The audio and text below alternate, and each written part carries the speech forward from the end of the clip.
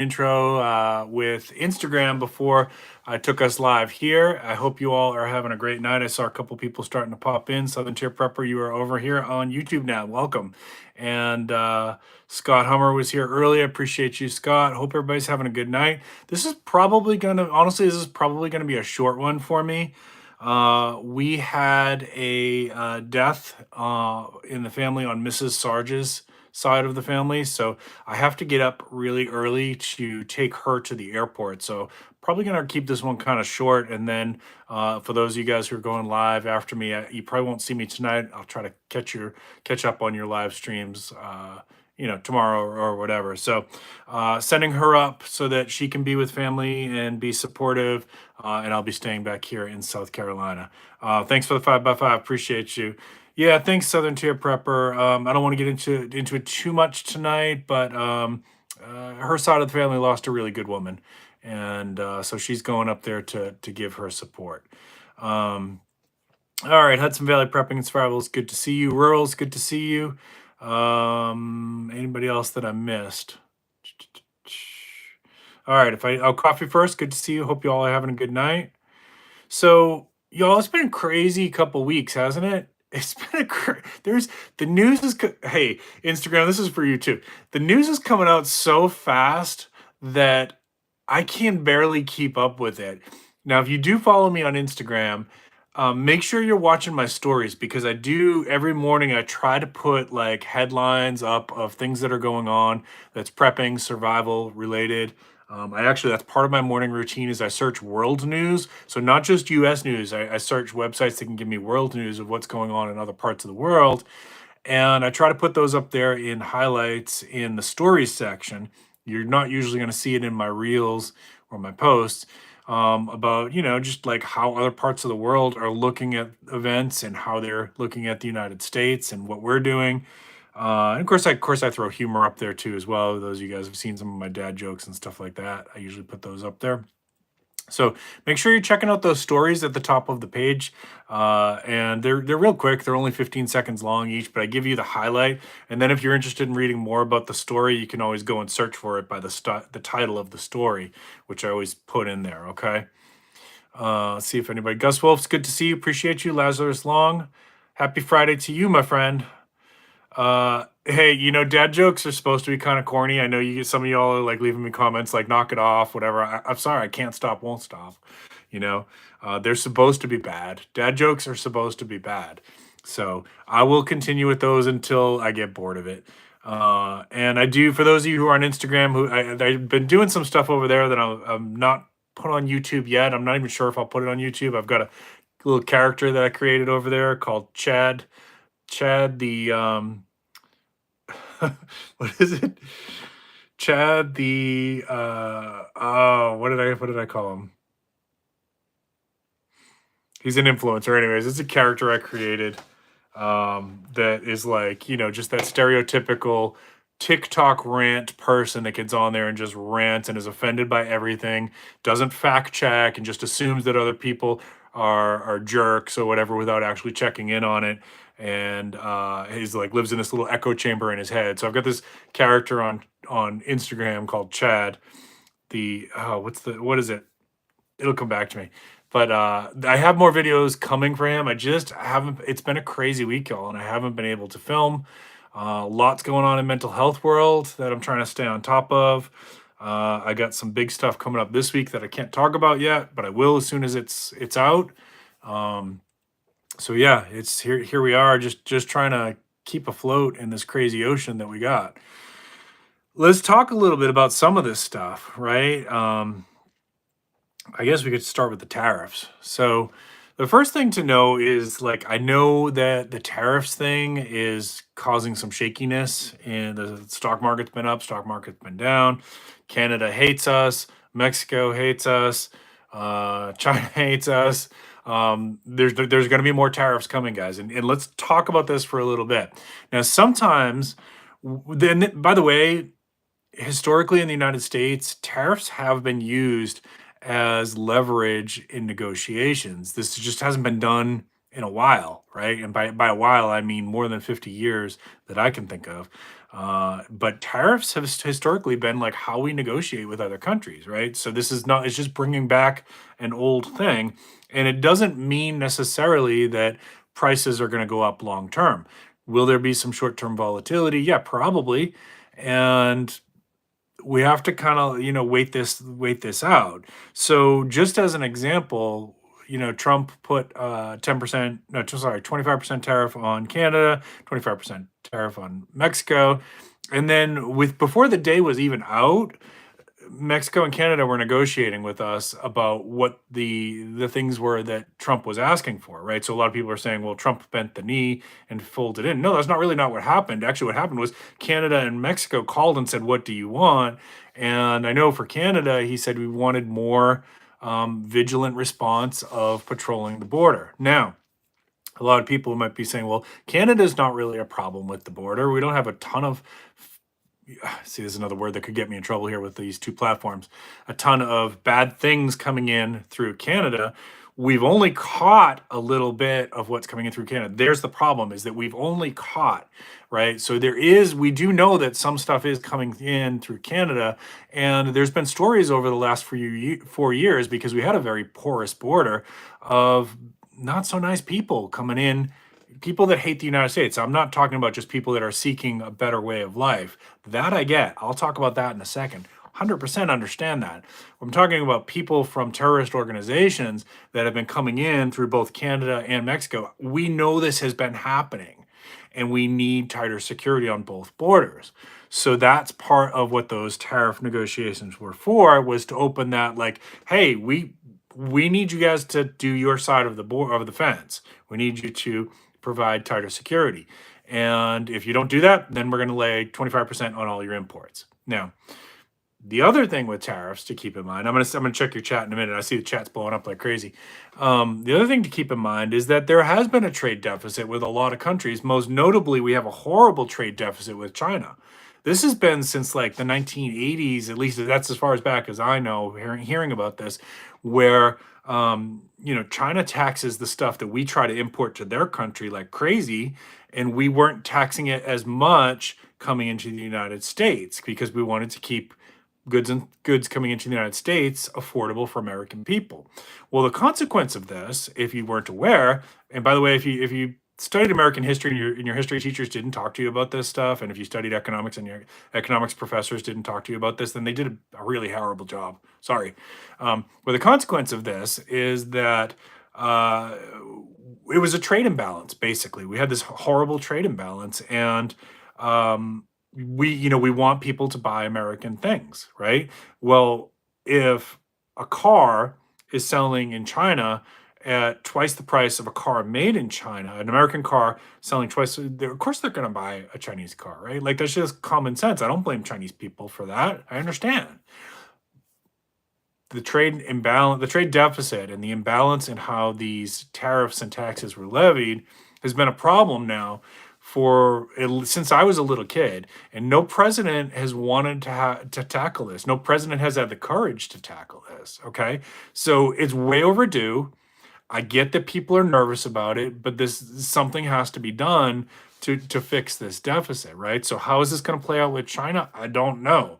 We have, China in many ways is a massive trade partner for us. In some ways, economically, they're an ally to us.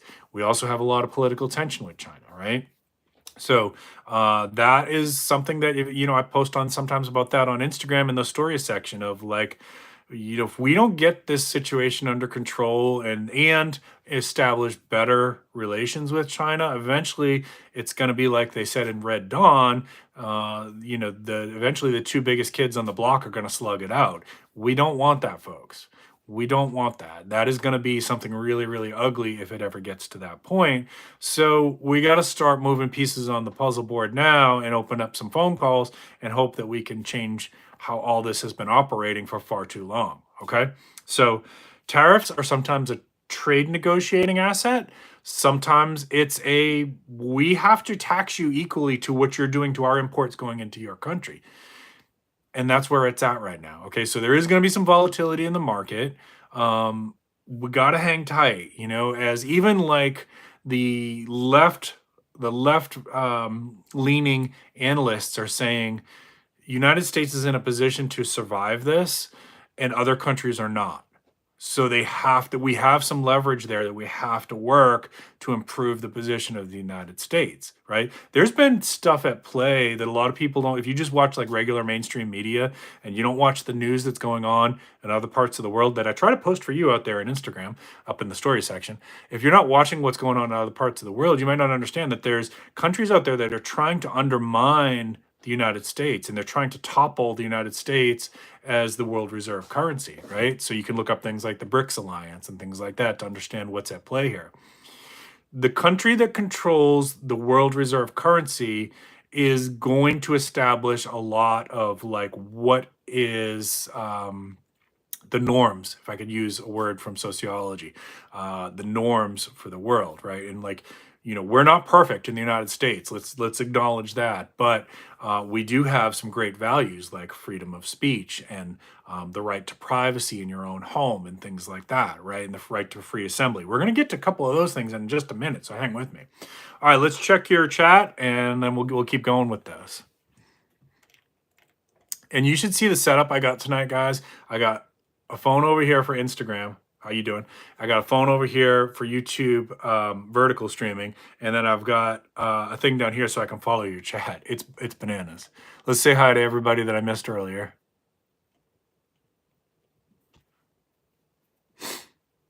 Yeah, if you get anything of value out of this discussion, please consider giving me a like. If you're new to the channel, please consider subscribing. And if you are interested, I've got some discount codes down below in the description for some products that I think you'll like, especially if you're a prepper or survivalist, products that might make some discount codes that might make that journey just a little bit easier for you, a little bit more affordable. Thank you I'm glad some of you all like my dad jokes. I appreciate it. Wayne, it's good to see you. How you doing tonight? I saw that you had a new video I got to check out. Scott Hummer says, some people hated us before the tariffs. That's true. That's true. Yeah, all of a sudden, when we realize we have some leverage, we can get some things done that'll actually, in the long run, if we can hang in there, will benefit all Americans.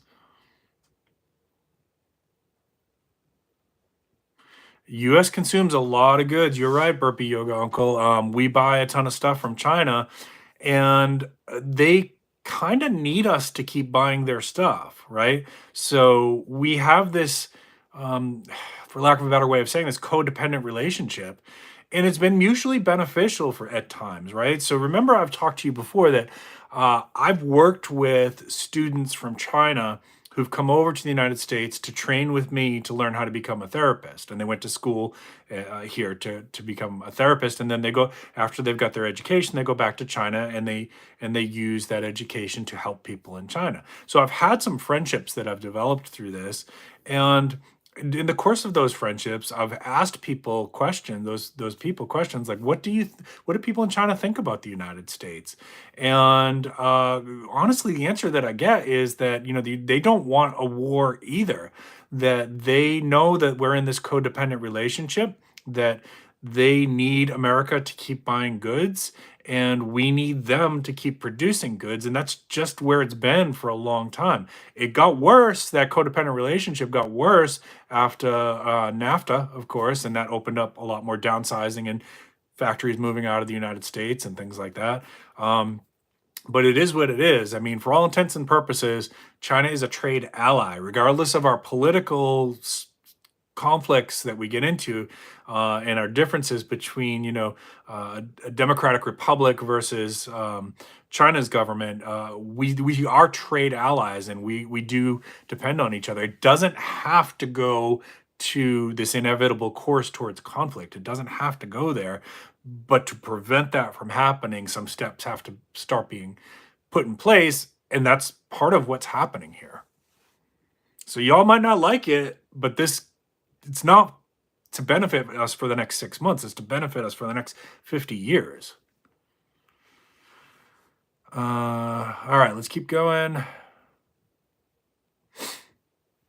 Yeah, so I don't know if I'm gonna get too much into Doge tonight. It's definitely one of the things that I'm tracking and following. I will say that I was pretty surprised that they discovered that Joe Biden was sending $50 million in condoms to Palestine. And that alone is enough for me to say we need to dig into a lot of stuff and figure out where, because that's your money. That's your money. That's your taxpayer money. And you deserve to know where it's going and how it's being spent.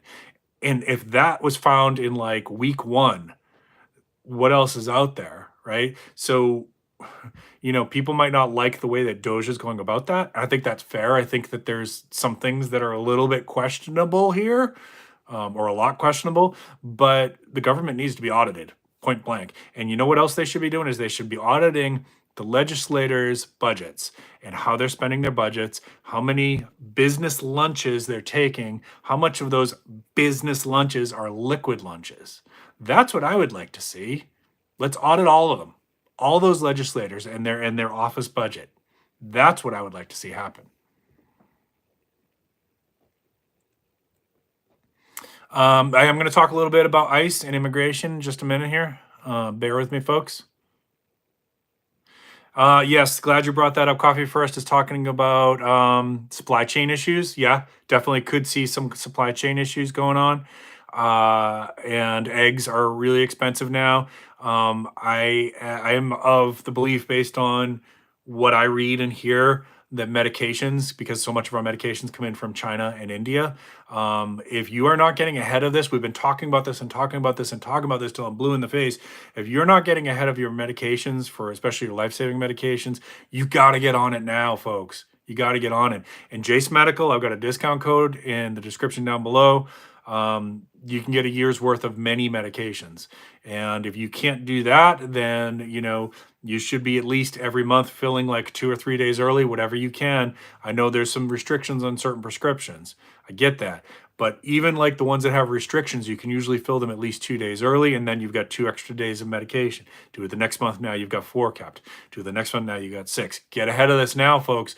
You've got to have some medication stockpiled, because this is a huge vulnerability for our nation, is that we have outsourced the production of too many of our medications.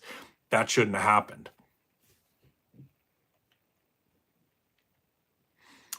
Yep, I see what y'all are saying. I get it. I think I agree with that. We need to get into some of these programs and see where this money's been going. It's not okay. They'll probably won't get to do this, but imagine if they audited the black budget of the military industrial complex, what they would find. They will be shut down before that happens. You remember that you heard that here, that I told you Doge will be shut down before they get to touch the black budget of the military industrial complex. You remember you heard that from me first.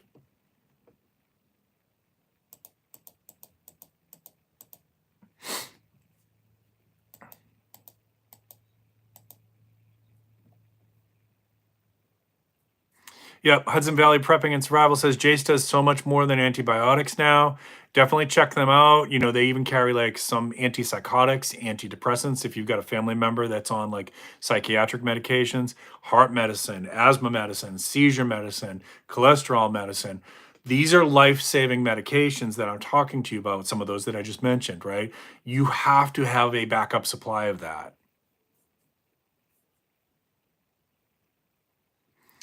Not going to get too much into that, but I see a couple of people talking about Africa. We will, again, the military intelligence that I have access to. Again, I've told you I don't have like top tier access to intelligence. I have mid tier access to intelligence to some people in there, and everything I'm hearing points to that we are going to get pulled into a conflict in the continent of Africa, and it's going to be another chapter in the war on terror. That it's coming. I wish it wasn't, but that is coming, and that's something else people need to be aware of and prep for. And it also goes back to what I've been talking about, some of those previous live streams about the sleeper cells that are in this country. If you haven't checked that out, you need to check those videos out, and you need to start prepping for that. All right, I think I'm mostly caught. Hey, Rosemary, it's good to see you. Thank you for joining us. Appreciate you. Yes, we have Becoming Dangerous. I'm talking about like on a bigger scale. Talking about like Iraq, Afghanistan type conflict. Again, So, yeah, coffee. If you've got anybody that's like in the mid tier of the military and they're willing to talk about it, maybe ask them what kind of things they're hearing in their briefings. And if not, you can also go on. Sean Ryan's been a real good source. Check out Sean Ryan's show, guys. There is tons of good intel coming in from Sean Ryan's show about like things that are going on behind the scenes on the chessboard that the mainstream media is just not going to tell you about, but it's in play, and there is a lot of things that are developing that are, if it comes to play, it's going to be real bad. Oh, awesome! You got some. I didn't get any. I didn't get any lemons this year. We had so last year when they were blossoming. This is for Kathy. When my lemons were blossoming, we had a hard frost, and it unfortunately killed my whole crop. Yeah, let's talk about the Israel thing for a second. Hudson Valley Prepping and Survival. I want to give you my personal opinion on this one.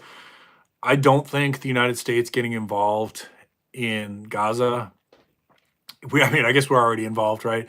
But I don't think us going there and being part of any efforts to rebuild, other than if we wanted to, if the American people want to be involved in like helping with aid, we don't belong there building. We don't belong sending contractors over there. We don't belong putting American buildings there. Nothing good is going to come of this. Nothing good. And I know no boots on the ground. How many times in your lifetime have you heard no boots on the ground? And then guess what happens? Boots on the ground. This region has been at war for thousands of years, folks. Us going in and setting up Hotel Riviera in Gaza is only going to lead to Americans being unalived. Nothing good comes of this. We already have bases in the Middle East. There's no point for us to set up a base in Gaza. Only death and destruction comes with that for us. This is a really bad idea. And I know some of you are going to be mad at me for saying that, but I'm just giving you my opinion. It's going to turn out, if that's what we end up doing, it's going to turn out really bad for us. We're going to regret stepping foot there. And didn't we vote for America First? I know some of you are saying, I didn't vote for it. Okay. 51% of the people voted for America First. And part of that vote was we don't want to continue to get involved in other people's wars, right? We don't want to continue to be spending more money on aid when we've already got homeless veterans in America, when we've got we have actually in the last 4 years, under the Biden-Harris administration, the homeless population in America exploded. How come that wasn't talked about during the elections? It should have been brought up. We've got problems here, folks. We've got a drug crisis. We have people overdosing. We have veterans unaliving themselves. We have first responders unaliving themselves. We have teenagers unaliving themselves at exponential rates, right? If I showed you the data, it's hockey sticking, if you guys know what that means, right? Why are we spending so much money overseas, which most of the time it ends up causing us problems? Most countries, we send aid and it gets spit in our face, right? Or the aid comes with contingencies that these countries end up resenting, right? So our involvement needs to be very, very limited. And that was what at least 51% of the country voted for. So why are we talking about establishing Hotel Riviera in Gaza? No. I don't want that. If you don't want that, let me know in the chat down below or put it in comments. Just say no. All right. Yeah, exactly, Scott Homer, exactly. All right, let's talk about, and then I probably need to start wrapping this one up because, like I said, for those of you who are tuning in late, I got to get up real early to get Mrs. Sarge to the airport, so this one's going to have to be kind of a short one for me. So, I know some people out there are really upset about the ICE thing and feel like it's inhumane. I want to say, first of all, that I understand why, if you were a dad, I want you to think about this for a second. Hold your comments for a second. If you were a dad and you were raising a family in a cartel controlled area, you got 2 little kids and a wife, I would personally do everything I could to get to the United States legally or illegally. So I have empathy for that. I understand it. However, the problem that we created is by having such a porous border, by having it so open, is that we inadvertently allowed a lot of people who weren't coming here to escape a bad situation. We've got bad guys here. We've got terrorists here. And that is true. And if you don't want to believe that, go back and watch those last couple live streams where I talk about the sleeper cells. And then go watch the Sean Ryan interview with CIA targeter Sarah Adams. And then come back and tell me that I don't know what I'm talking about. We have some bad players in this country who are looking to do some serious damage. And part of that is they're going to be probably targeting soft targets, gun-free zones.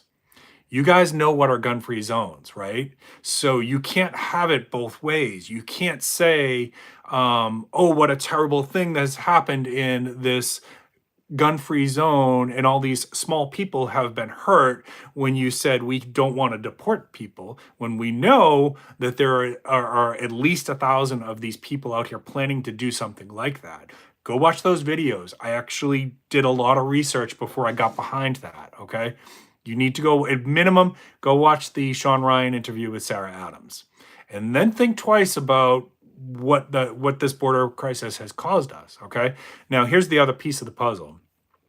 I 100% support legal ways for people to become a United States citizen if they're vetted, background checks, and they, in fact, we have a friend who just completed hers, and we're super proud of her. She worked really hard. She put in a ton of time. She complied with everything, and she is an amazing person. She's a business owner, and she's a personal friend, and we're super, super proud of her. And she absolutely deserves to be here in the United States, and she's going to be a fantastic citizen. And I support that we should have a path to do that. And not only do I support that, but I will go on record here and say, I support that there should be a path that's more affordable for people to do that, right? So maybe there's ways where we can revisit this and people can, if people pass background checks and whatnot, maybe they can do military service in exchange for the path to citizenship, or they can do AmeriCorps in exchange for the path to citizenship, or Peace Corps, or some kind of community service, right? So that there's alternative ways, because the way it stands right now, and this is the truth, and you might not know this, is it's very expensive to become a United States citizen. Most people can't afford it. Most people in the world will never be able to afford it. So I think if somebody is genuinely a good person, can pass all the background checks, and they want to come here for the right reasons, and they're willing to do some service in exchange for that, I feel like there's a way that we can make that work, right? We do want other people to come here to contribute to the melting pot, right? Like, I have a very, very tiny bit of Native American. It's actually Canadian Native American, tiny bit. The rest of my DNA migrated here, right? And in fact, unless you're 100% Native American, you're also an immigrant, right? Or you're descended from immigrants. Yes, I get it. The world has changed from what it was in the 1930s. Totally understand that. Totally agree. But I'm just saying it can't be that this is only available to the very rich. It's just that's not a good solution either, because when you do that, people will say, well, I got to get my family to safety, and I can't afford to do this the legal way, so I'm going to sneak in. So I'm just saying there's a different way that we can be doing this, and we can help people that are good people to get here and become American citizens, and we can probably get a whole lot better about keeping out the people who are just coming here to do damage. Those are my thoughts. You can disagree. I welcome disagreement either in the chat or in the comments down below. Just please don't be racist about it, okay?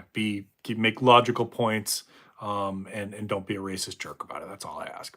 All right, let's check your comments here one more time, and then we're gonna call it a day.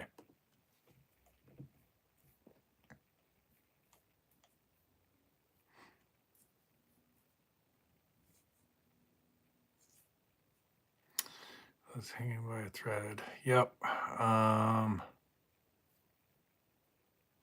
I agree. Coffee first. There has to be rules and limits, and you agree with me. It sounds like that you're all for helping people, but not at the expense of our families. That's fair. That's fair.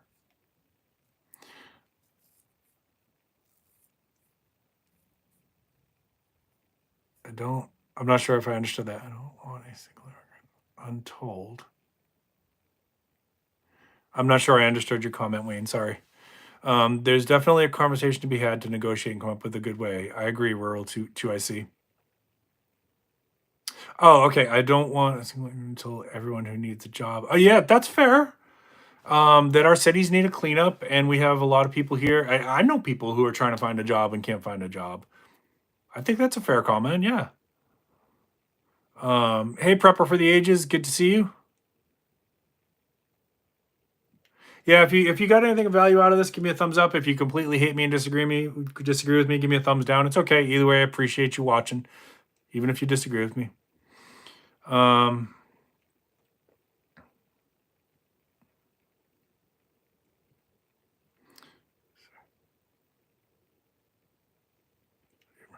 Yep. I think you have a valid point, Kathy. All right, folks. I got to wind this one down. I appreciate everybody. Sorry, one more comment.